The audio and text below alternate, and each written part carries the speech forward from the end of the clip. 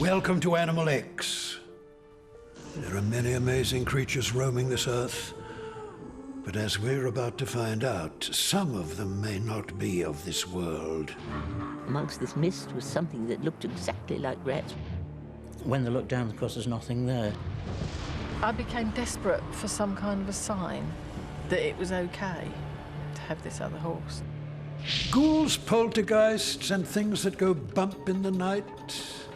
We've all heard the ghost stories before, but what about spirits that take an animal form? Animal X is going ghost hunting, our quarry.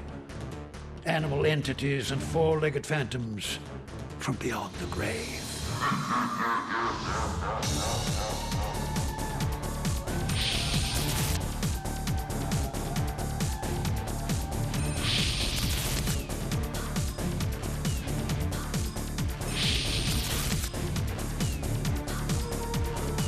There are stranger things in heaven and earth, and you're about to see one of them.